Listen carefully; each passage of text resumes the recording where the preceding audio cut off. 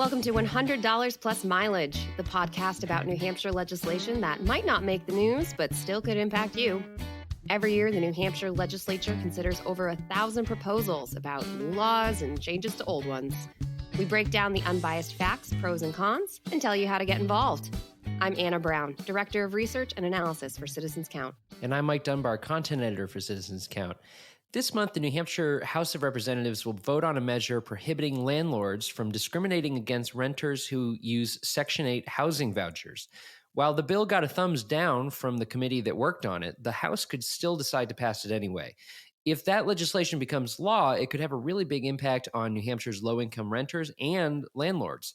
So, Anna, some of our listeners may not be familiar with how housing vouchers work in the first place. So, can you tell us a bit about them? Sure. The Federal Housing Choice Voucher Program, commonly known as Section 8, provides very low-income families, the elderly, and people with disabilities a voucher for rent.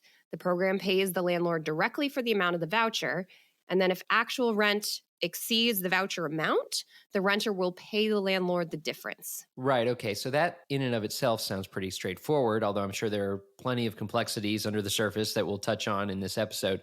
So what's the deal with this new bill and how could it affect someone who's on Section 8? HB 1291, proposed by Durham Democrat Rep. Cam Kenny, makes it unlawful to deny a rental unit to a prospective tenant on the basis that they receive a housing voucher. The bill also shores up some potential loopholes. So, for example, it makes clear that landlords wouldn't be responsible for denying a tenant if the rent for the unit was higher than what the voucher is for under the Housing Authority. And landlords also wouldn't be held responsible for denying a Section 8 tenant if the unit fails to meet the housing quality standards laid out by the United States Department of Housing and Urban Development. I looked at those, and so the standards include, for example, how many electrical outlets and windows each room has to have. Right. Okay. So what would happen if a landlord violated this new law? The law amends New Hampshire's law against discrimination. So if a renter was denied an apartment solely because they were using a Section 8 voucher, the renter could file a complaint against the landlord with the State Human Rights Commission, similar to if they were denied because of their race or religion or familial status and so on.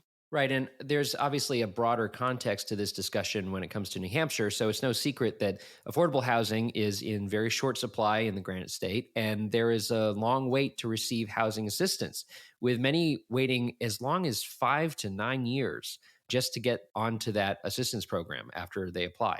So once a renter receives their housing voucher, they only have between 30 and 90 days to find an apartment, which is just, that amazed me. So they have to wait 5 years. Yeah, that was something new for me. Yeah, they have to wait 5 years, which sounds like it's, that's kind of the standard, and then it can go as long as 9 years. But they have to wait like 5 years just to get the assistance after they apply. And then if they don't find a place in like a month or two, they just forfeit the money.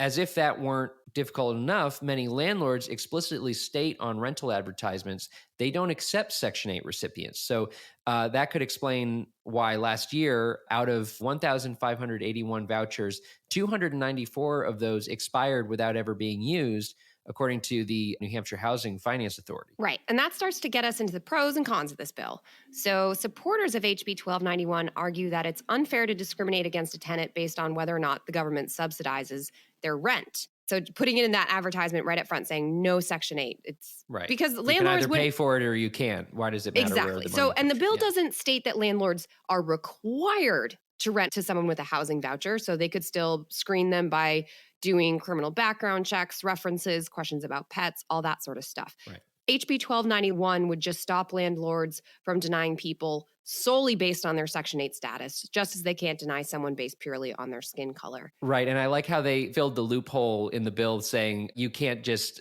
find like the most expensive apartment in town and say, I'm on Section 8, you have to accept me. And at the public hearing for this bill, proponents offered other arguments that people unfamiliar with Section 8 might not have been thinking of. So, for example, this bill could have a really big impact on New Hampshire's disability community, since many of the people who receive Section 8 housing vouchers experience disabilities. Yeah, that I thought that was a really interesting point too, because I think when you think of Section 8, you immediately think of low-income renters, but that can include elderly people, that can include people with disabilities as well. So as with so many well-intentioned bills, there are some possible unintended consequences that may not be as obvious as the pro arguments. I thought it was interesting watching the public hearing for this bill that a landlord got up to speak against the bill. And this landlord already accepts Section 8 recipients. He just doesn't want to be forced to do so. And he doesn't want other landlords to be forced to do so who may not want to. And he gave some reasons why. So, for one, it could be a burden on landlords, and not necessarily because of the tenants, but because of the bureaucratic red tape that comes with accepting people who have these vouchers. So the program requires landlords to fill out extra forms, modify their existing leases, and it offers little protection if renters break their leases. The housing authority doesn't actually sign on to the lease. So if the renter breaks the lease, the housing authority says to the landlord, "Oh, that's between you and this renter." It's not exactly a fair comparison to say that Section 8 recipient is exactly the same Right. as a normal renter. Right. Another interesting argument that speaks to unintended consequences is, okay, so maybe this could actually make housing less affordable, because you and I talked about how they don't have to rent their expensive apartment to a Section 8 tenant, right? So maybe landlords will just raise rates for everyone, just raise the rent and make it even harder for anyone who is low income, whether or not they have a Section 8 voucher to apply. Then you get, all right, so if obviously New Hampshire has a housing shortage, affordable housing in particular shortage.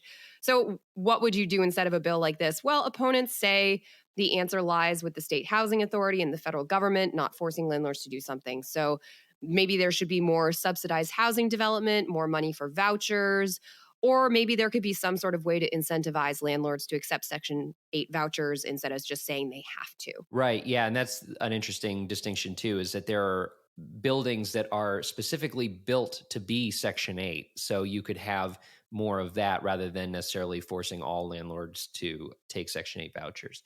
So this bill was given a thumbs down by its committee in an 11-10 vote. If you don't live and breathe this stuff, it may not be totally clear what that means. It might sound like the bill is dead, but that's actually not true. The committee's vote was basically a recommendation for how the full House should vote on the bill. But the House of Representatives will still get a chance to vote, and they're going to vote on this soon.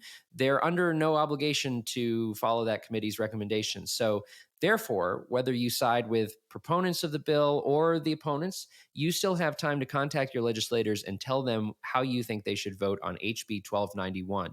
And you can get started by visiting citizenscount.org/elected-officials to learn who represents you and how to contact them. And with that, it's time for Only in New Hampshire. Anna, hit me with some Granite State trivia. Okay, so we talk about how many bills legislatures consider every year. Some of them are a bit off the beaten path. We could say colorful, maybe. So I was going through some historical notes, and I found a gem back in 1943 during World War II.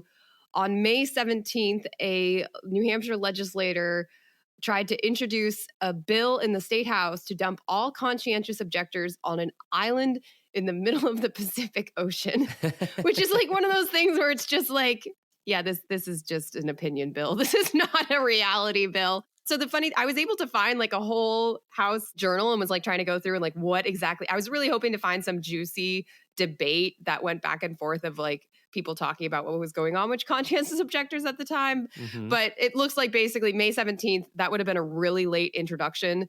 So the House basically said, yeah, no, we're not gonna even consider your late legislation. Just go sit down. So the bill did not pass. The bill did not even get like a formal introduction or debate.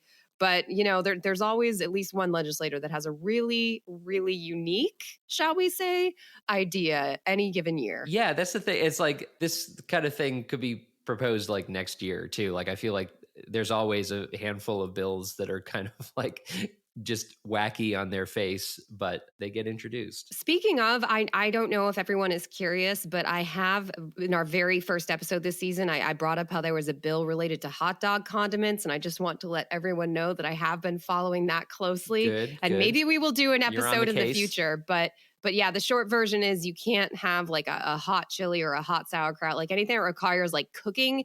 It can't be at a hot dog stand. It has to be in like prepackaged, prepared somewhere else containers. So, very important hot dog debate. I will keep you all apprised if there are important developments. Yeah, and there, as with all of these, there's got to be a story behind that. So I would be interested in hearing what the story was.